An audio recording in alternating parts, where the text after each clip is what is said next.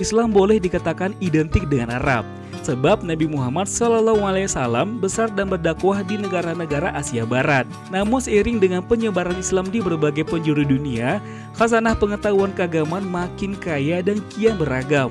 Nah, sebagai pewaris Nabi, ada banyak ulama-ulama yang justru lahir dari luar Jazirah Arab, termasuk dari Indonesia. Mereka dianggap turut memberikan pengaruh dan mendorong perkembangan Islam, khususnya di bidang ilmu pengetahuan. Nah, di video kali ini kita bakal bahas tentang beberapa ulama Indonesia yang mendunia, yang referensinya kita peroleh dari medcom.id. Siapa saja ulama Indonesia yang mendunia? Nah, buat yang penasaran, tonton aja videonya sampai habis ya. Jangan di-skip, agar kita bisa menambah wawasan kita tentang Islam di Indonesia. Dan selamat datang di akun channel YouTube Kreatif Hamdi.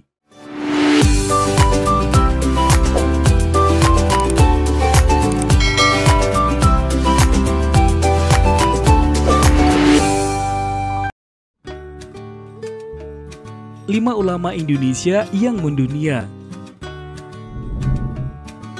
1. Syekh Nawawi Al-Bantani. Bernama lengkap Abu Abe Al-Mu'ti Muhammad bin Umar Al-Tanara Al-Jawi Al-Bantani. Lahir di Tanara, Serang, Banten pada tahun 1813 dan wafat di Mekah pada tahun 1897. Syekh Nawawi merupakan keturunan Maulana Hasanuddin, putra Sunan Gunung Jati, Cirebon, Jawa Barat. Nawawi kecil juga mendapat tempahan pengetahuan agama langsung dari sang ayah. Setelah itu ia berguru kepada Kyai Sahal Banten serta Kyai Yusuf di Purwakarta.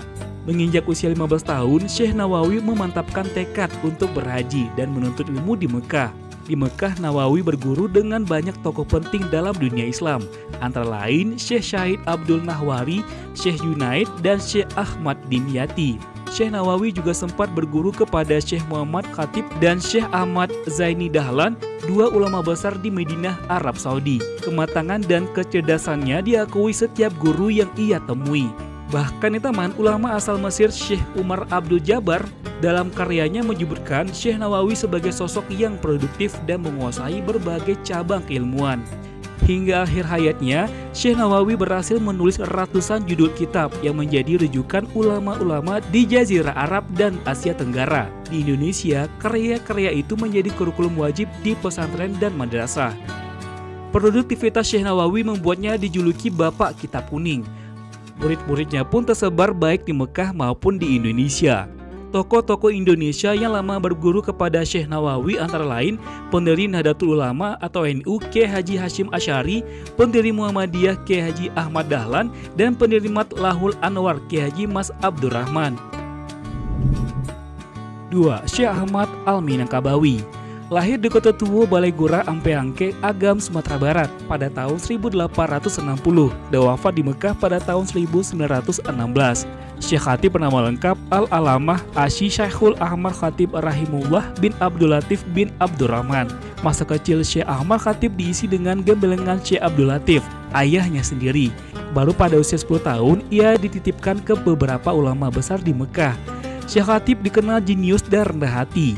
Ia tercatat sebagai orang non-Arab pertama yang dipercaya menjadi imam besar di Masjidil Haram Mekah. Di tangan Syekh Khatib lahir ratusan karya, dan di antara beberapa judul bukunya sering dijadikan rujukan oleh ulama di dunia. Di Indonesia, banyak tokoh besar pernah belajar kepada Syekh Khatib. Abdul Karim Amrullah atau Haji Rasul, ayah dari Buya Hamka, Kyai Haji Hashim Asy'ari, serta Kyai Haji Ahmad Dahlan. 3. Syekh Muhammad Yasin Al-Fadani. Ulama besar berdarah Padang, Sumatera Barat ini dilahirkan pada tanggal 17 Juni 1915 dan wafat di Mekah pada tanggal 20 Juli 1990. Syekh Yasin mengawali pendidikan agama dari Syekh Muhammad Isa Al-Fadani. Lepas menimba ilmu dari ayahnya sendiri, Syekh Yasin melanjutkan ke Madrasah Al-Tawtiyah di Mekah. Dan setelah dewasa, ia pun mendirikan Madrasah Darul Ulum Al-Diniyah dan mengajar di Masjid Al-Haram. Soal karya, Syekh Yasin berhasil menulis 97 kitab, yang paling dikenal berjudul Al-Fawaid Al-Janiyah. Buku itu menjadi materi silabus dalam mata kuliah Ushul Fikih di Fakultas Syariah Al-Azhar, Kairo, Mesir. Ulama besar Al-Alamah Habib Al-Segaf bin Muhammad As-Segaf menjuluki Syekh Yasin dengan sapaan Sayuti Zamnihi atau Imam Sayuti pada zamannya. Ulama asal Hudramaut Yaman itu mengaku terkagum-kagum atas keluasan ilmu sosok berdarah Minang tersebut. Syekh Muhammad Arsyad Al-Banjari. Ulama yang satu ini lahir di desa Logabang, kecamatan Astambul, kecamatan Banjar, Kalimantan Selatan pada tanggal 17 Maret 1710. Syekh Arsyad yang juga berjulukan Anomerta Datu Kalampayan ini wafat pada usia 102, yakni pada tanggal 3 Oktober 1812. Arsyad kecil mendapat pendidikan pertama di bawah tempaan ayahnya, Syekh Abdullah. Jelang remaja, ia pergi ke Mekah dan bertemu dengan ulama masyhur sekelas Syekh Attahilah bin Ahmad Al-Mishri, Al-Faqih Syekh Muhammad bin Sulaiman Al-Qurdi, dan Al-Arif Billah Syekh Muhammad bin Abdullah Karim, Al-Salman Al-Hasani Al-Madani.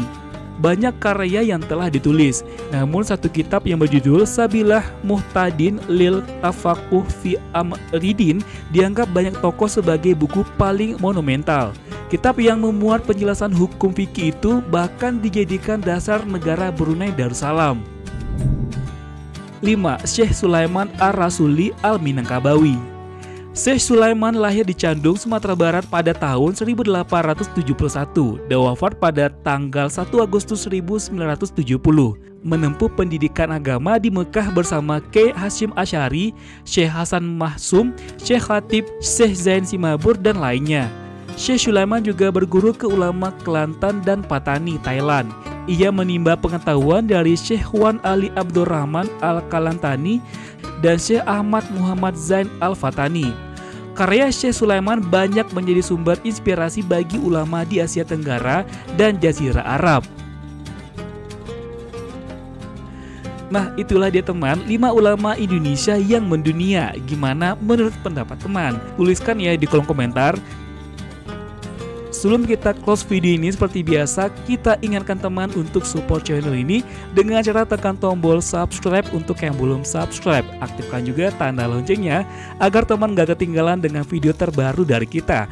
Dan jika menurut teman video ini menarik dan bermanfaat, bantu kami untuk share ke sosial media yang teman punya.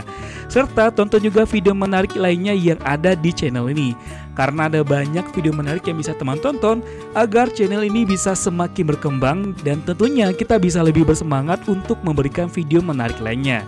Akhir kata, assalamualaikum warahmatullahi wabarakatuh. Sampai ketemu di video selanjutnya dan jangan lupa bahagia. Bye bye.